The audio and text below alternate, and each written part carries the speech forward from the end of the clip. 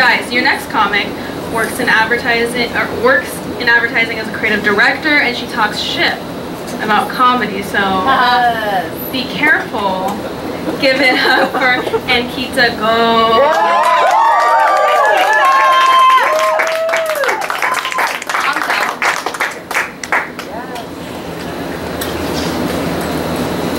It's okay.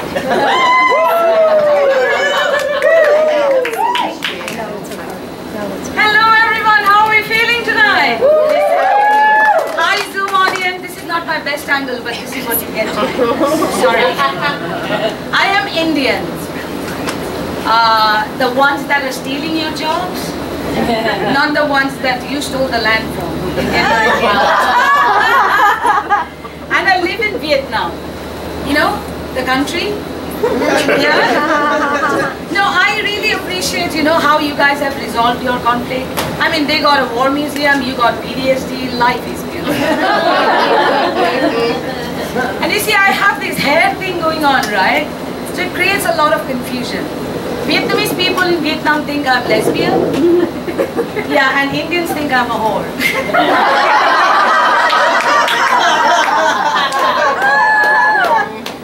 I am this hairy, straight, brown woman. Of course, my pronouns are FML. My mother really hoped that I would inherit her fair skin, but life is not fair like my skin.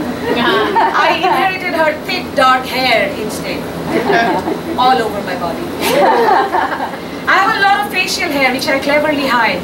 Like I hide my mental health issues by pretending they don't exist. Venus Women's Razor is great to get rid of unwanted hair and uncontrolled anger. Soft padding around the blades helps take the edge off, especially when you're slashing your wrist sitting in the toilet. Joking. I used a butter knife. Venus wasn't available back then. And that's a failure that hasn't left a mark, okay? Here's the proof. I'm also fairly foul-mouthed, and I'm not talking about my breath. That's excellent. I use the F word a lot. I really fucking do. Feminism is not what you think, okay? And Vietnamese guys don't like F-word spewing women. So I work in advertising, and once I was giving feedback to a designer about his work, right? So I was telling him, hey, the alignments are off, the fonts are all over the place. This is a fucking awful design. He asked me back, why can't you talk like a lady? So I said, okay, let's start from the top. The fonts are all over the place, the alignment is off. This is an awful design. Does it sound better, boy? Then I used the F word he hated the most. I said, you're fired. But I signed that mail with kind regards, just like a lady.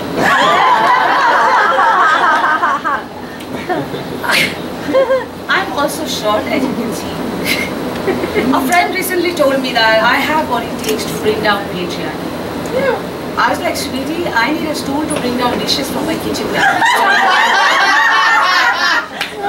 Bringing down patriarchy is a tall ask. I don't have the height requirement.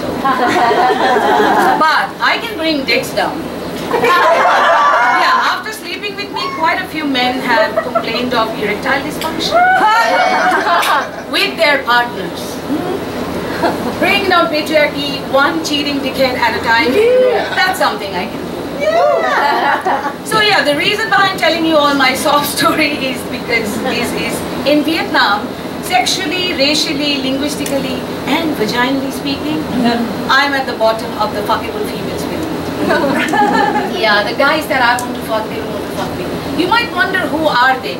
They are the other expats in Vietnam, but not really Indians or Koreans or Japanese. Don't get me wrong, I'm not racist. I just don't do Asians because they feel like relatives. It's too close to home, you know. The reason I live thousands of miles away from home. I don't want to hang out with them, let alone fuck. Like, fuck it, literally.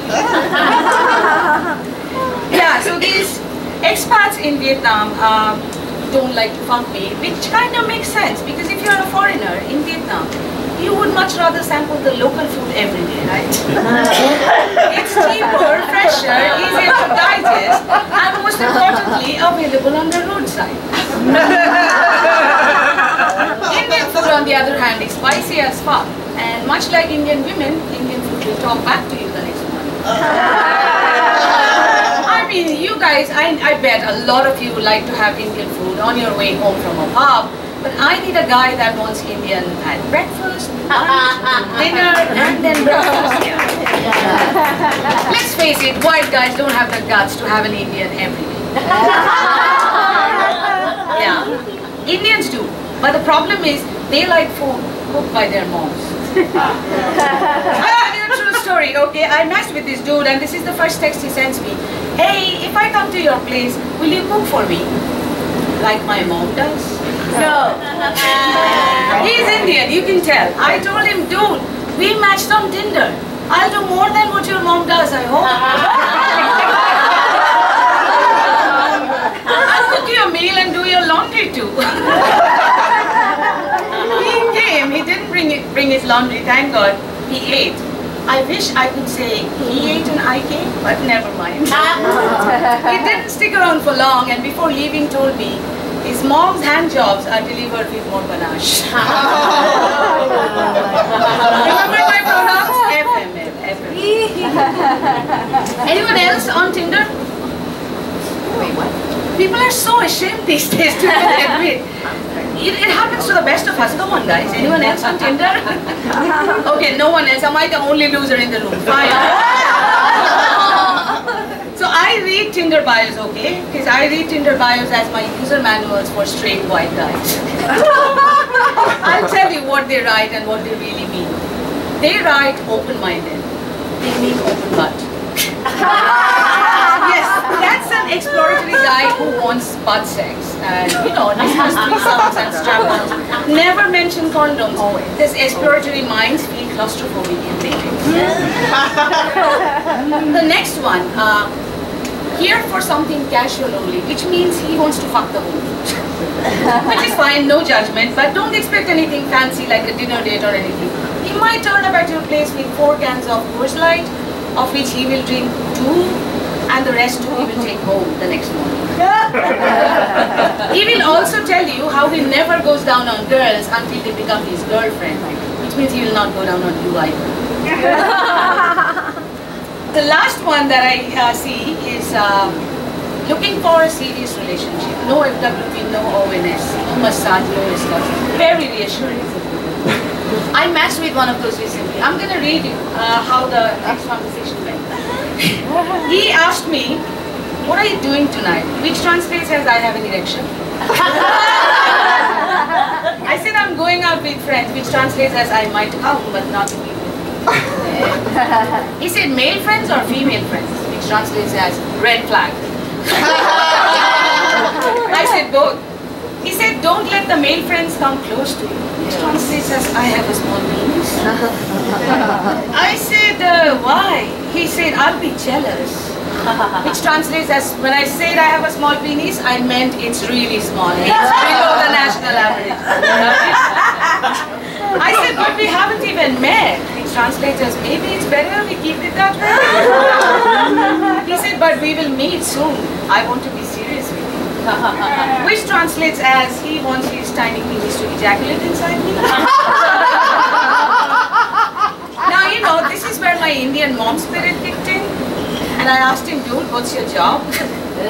Because, you know, in India, as long as the size of his salary is huge, nothing else matters. He responded, I am an independent software developer, which probably translates as, I just came on my keyboard. He said a few more things, but you know what? This guy with his tiny penis has just come on his keyboard. Let's give him a break. It'll take him a long time to get it up again, alright? And that's my set for you today.